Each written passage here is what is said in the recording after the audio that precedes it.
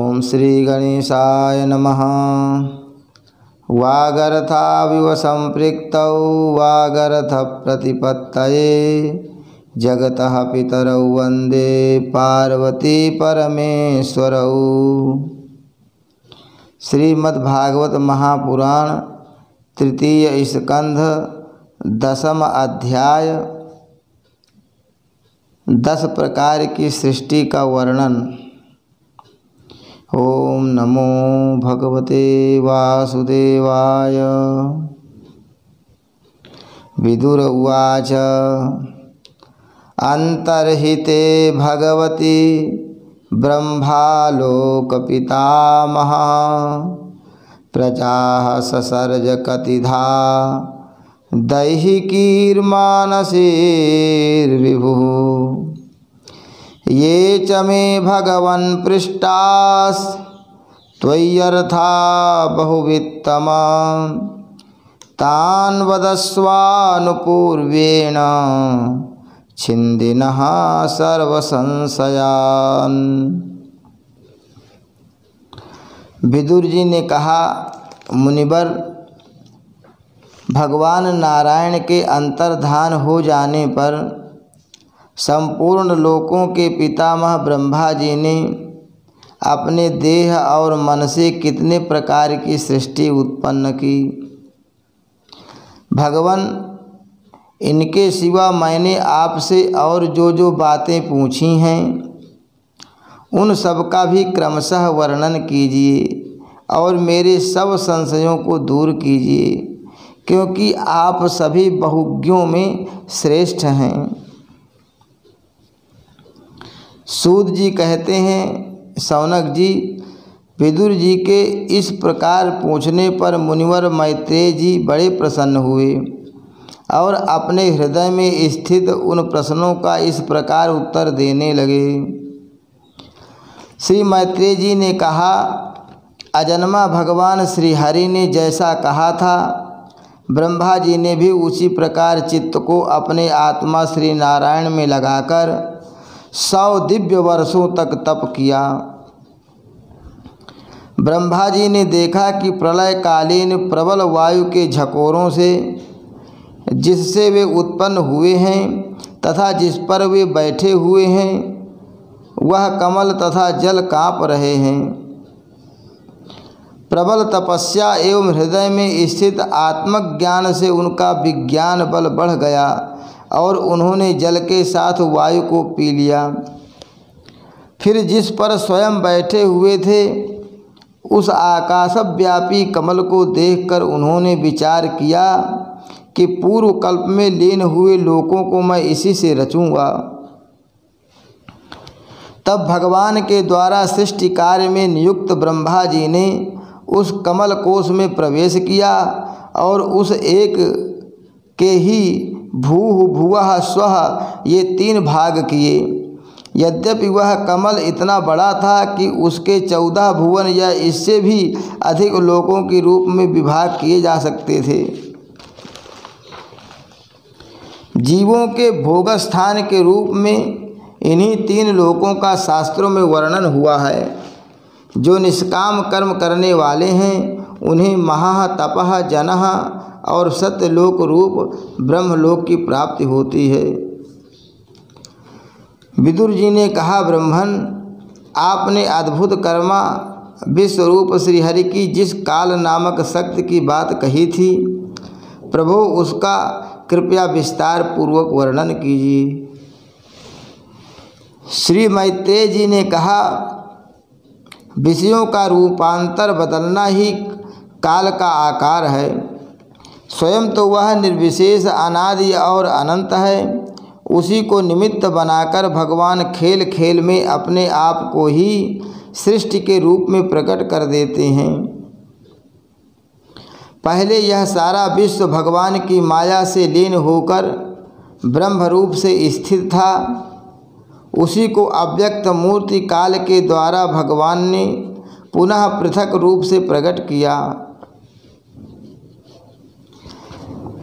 यह जगत जैसा अब है वैसा ही पहले था और भविष्य में भी वैसा ही रहेगा।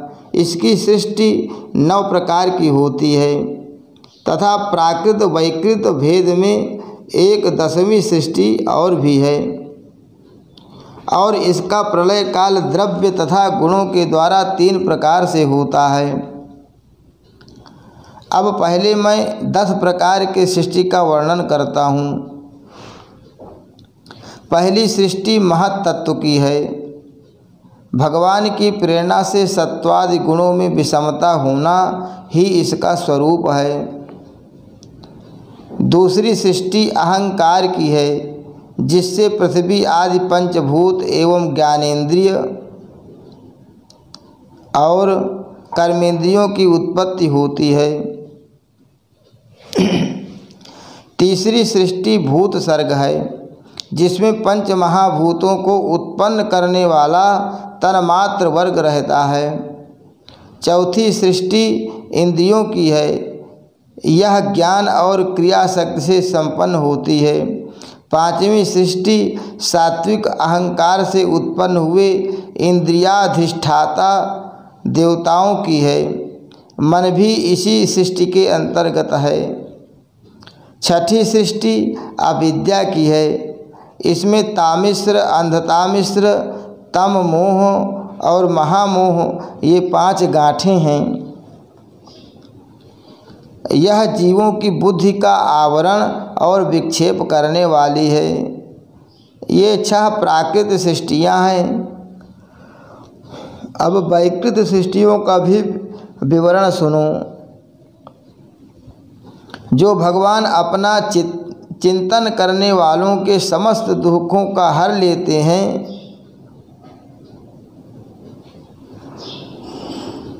यह सारी लीला उन्हीं श्री हरि की है। वे ही ब्रह्मा के रूप में रजोगुण को स्वीकार करके जगत की रचना करते हैं। 6 प्रकार की प्राकृत सृष्टियों के बाद 7वीं प्रधान वैकृत सृष्टि इन 6 प्रकार के स्थावर वृक्षों की होती है। वनस्पति, जो बिना मौर आए ही फलते हैं, जैसे गूलर, बड़, पीपल आदि, उनको वनस्पति कहते हैं। औषधि उन्हें कहते हैं जो फलों के पक जाने पर नष्ट हो जाते हैं, जैसे धान, गेहूँ, चना आदि। लता, जो किसी का आश्रय लेकर बढ़ते हैं, जैसे ब्राह्मी, गिलोय आदि।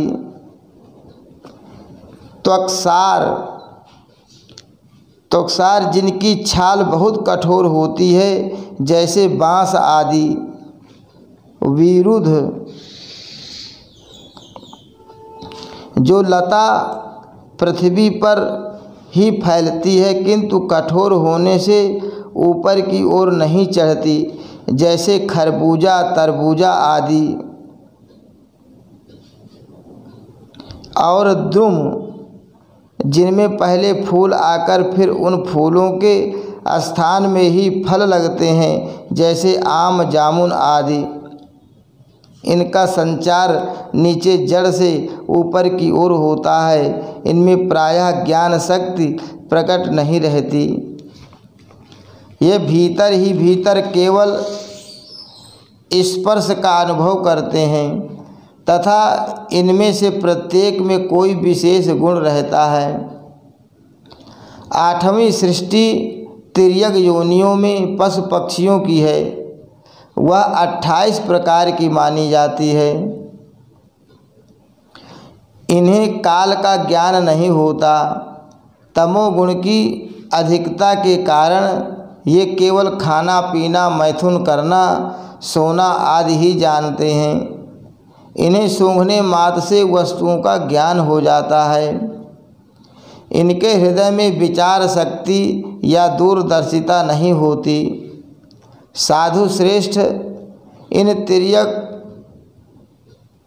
में गौ, बकरा, भैंसा, कृष्ण मृग, सुअर, नील गाय, रुरु नाम का मृग, भेड़ और ऊंट, ये दुसफ 2 खुरों वाले पशु कहलाते हैं। गधा, घोड़ा, खच्चर, गौर मृग, सरफ और चमरी, ये एक सफ 1 खुर वाले हैं। अब 5 नख वाले पशु पक्षियों के नाम सुनो। कुत्ता, गीदड़, भेड़िया, बाघ, बिलाव, खरगोश, शाही, सिंह, बंदर, हाथी, कछुआ, गोह और मकर आदि पशु हैं। कंक, बगुला, गिद्ध, बटेर, बाज, भास, भल्लूक, मोर, हंस, सारस, चकवा, कौवा और उल्लू आदि उड़ने वाले जीव पक्षी कहलाते हैं। विदुर जी, 9वीं सृष्टि मनुष्यों की है। यह एक ही प्रकार की है। इसके आहार का प्रवाह ऊपर मुंह से नीचे की ओर होता है। मनुष्य रजोगुण प्रधान, कर्म परायण और दुख रूप विषयों में ही सुख मानने वाले होते हैं। स्थावर, पशु, पक्षी और मनुष्य, ये तीनों प्रकार की सृष्टियाँ तथा आगे कहा जाने वाला देवसर्ग वैकृत सृष्टि है तथा जो महत्तत्वादि रूप वैकारिक देवसर्ग है उसकी गणना पहले प्राकृत सृष्टि में की जा चुकी है। इनके अतिरिक्त सनत कुमार आदि ऋषियों का जो कौमार सर्ग है वह प्राकृत वैकृत दोनों प्रकार का है। देवता, पितर, असुर, गंधर्व, अप्सरा, यक्ष, राक्षस, सिद्ध, चारण, विद्याधर, प्रेत, भूत, पिशाच और किन्नर, किम पुरुष, अश्वमुख आदि भेद से देव सृष्टि 8 प्रकार की है। विदुर जी, इस प्रकार जगत कर्ता श्री ब्रह्मा जी की रची हुई यह 10 प्रकार की सृष्टि मैंने तुमसे कही। अब आगे मैं वंश और मनवंतरादि का वर्णन करूँगा। इस प्रकार सृष्टि करने वाले सत्य संकल्प भगवान हरि ही ब्रह्मा के रूप से प्रत्येक कल्प के आदि में रजोगुण से व्याप्त होकर स्वयं ही जगत के रूप में अपनी ही रचना करते हैं। हरि शरणम। श्री कृष्णार्पणमस्तु।